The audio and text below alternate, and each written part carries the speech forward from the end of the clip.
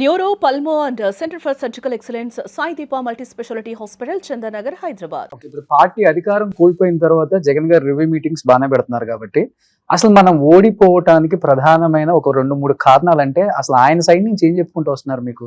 మీరేం చెప్తున్నారు ఆయనకి అసలుకి? అది మేము ఆయన దగ్గర చెప్తాం, మీకెందుకు చెప్తాం?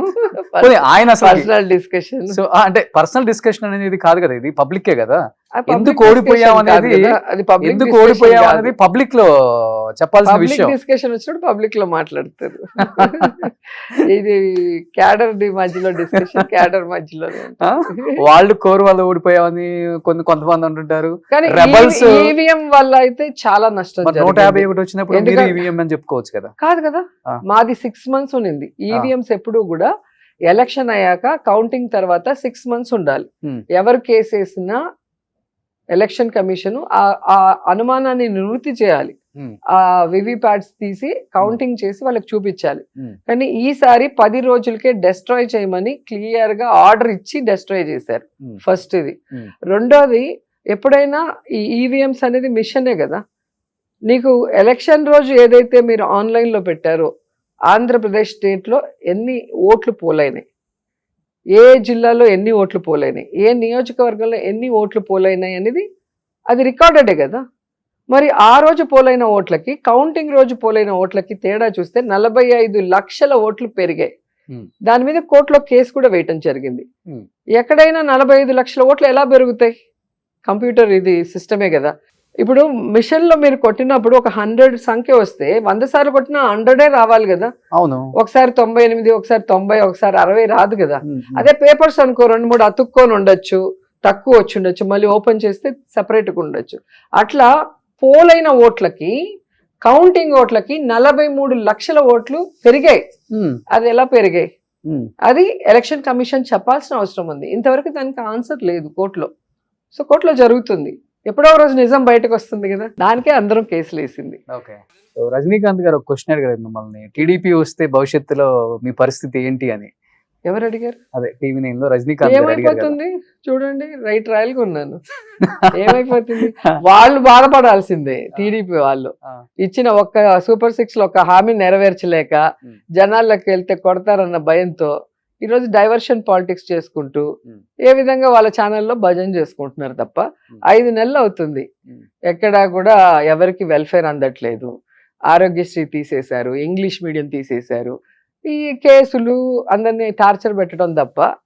కాన్స్టిట్యున్సీ లో కాదు, స్టేట్ లో ఇంతమంది ఆడపిల్లలు చచ్చిపోతుంటే, ఇంతమందిని తగలబెడుతుంటే, ఇంతమంది రేప్ చేస్తుంటే, ఇంట్లో దూరి నరికేస్తుంటే కూడా పోలీసులు ఎవరిని కంట్రోల్ చేయలేకపోతున్నారు, ఇలాంటివి జరగకుండా ఆపలేకపోతున్నారు. అంటే గవర్నమెంట్ ఎంత ఫెయిల్యూర్ అయింది అనేది 5 నెలల్లో తెలిసిపోయింది. దేశంలో మీరు చూస్తే ఏ రాష్ట్రమైనా ఒక వ్యతిరేకత రావాలంటే 2 ఏళ్ళు 3 ఏళ్ళు పడుతుంది ఒక గవర్నమెంట్ మీద. కానీ వీళ్ళకి 5 నెలలకే వీళ్ళు ఫెయిల్యూర్ అయిపోయారు అందరూ అనేది అర్థమవుతుంది కదా.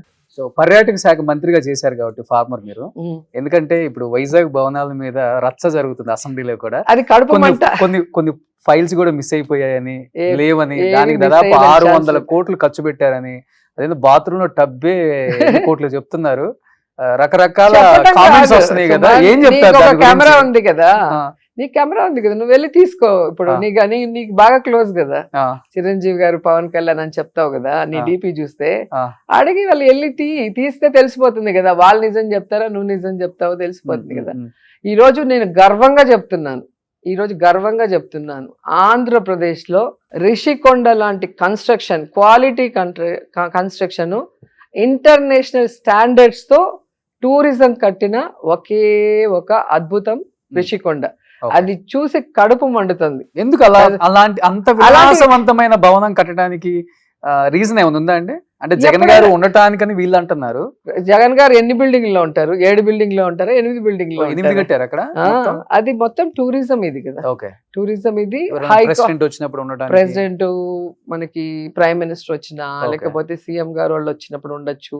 ప్లస్ మనకి మొత్తము ఏమంటారు, పరిపాలన కేంద్రంగా అక్కడ పెట్టడానికి కోసం చేసినారు. వాటితో పాటు ఇంకా టూరిజానికి బిల్డింగ్స్. వచ్చిన వాళ్ళు వస్తారు కదా, ఇప్పుడు ఇంటర్నేషనల్ వాళ్ళు, మొన్న G20 జరిగింది, అంతకు ముందు మన అంబానీ గారు వాళ్ళందరూ కూడా వచ్చారు కదా, గ్లోబల్ సమ్మిట్. అవును. సో అలాంటివి వచ్చినప్పుడు వాళ్ళని ఎక్కడ పెడతాము? మన స్టేట్ గవర్నమెంట్ గౌరవం పెరగాలి అంటే మన కన్స్ట్రక్షన్స్, మన ఇన్ఫ్రాస్ట్రక్చర్ అవన్నీ చూస్తారు ఎవరైనా కూడా. సో సో దానికి తగ్గట్టు కట్టారు. దానికి కడుపు అంటే ఎందుకు? ఇప్పుడు మీ గవర్నమెంట్ అదేం ఆయన సొంత ఇల్లు కాదు కదా, మీరు ఉండండి, లేదా మీరు దాన్ని ఎవరికైనా లీజ్కి ఇవ్వండి. ఇప్పుడు ఇక్కడ హైదరాబాద్ లో ఎన్ని ఇచ్చారు గవర్నమెంట్ బిల్డింగ్స్ అన్ని కూడా 7 స్టార్ కి 5 స్టార్స్ కి ఇచ్చామా లేదా? అక్కడంతా జరగట్లేదా? ఆ విధంగా మీరు చేయండి. అది ఎవరికి ఇవ్వక మీరు ఉండలేక అదేదో జగన్ గారి సొంత ప్రాపర్టీ లాగా దాన్ని బ్యాడ్ చేయాలన్న ప్రచారం చేస్తున్నారు. నేను సూటిగా అడుగుతున్నాను చంద్రబాబు నాయుడిని, తాత్కాలిక అసెంబ్లీ కట్టడానికి 1000 కోట్లు వేస్ట్ చేశాడు. వర్షం వస్తే ఎలా తడిసిపోయి మొత్తం ఊడిపోయిందో అంతకుముందు వీడియోలు మీరే చూశారు. అసెంబ్లీ కట్టిన కొత్తల్లో మేము 67 మంది మాకు ఒక ఆఫీస్ ఇస్తే ఒకే బాత్రూమ్ 67 మందికి మేము అపోజిషన్ లో ఉన్నప్పుడు. అవునా? 1000 కోట్లు తినేశాడు. ఈయన కూడా మాట్లాడతాడు.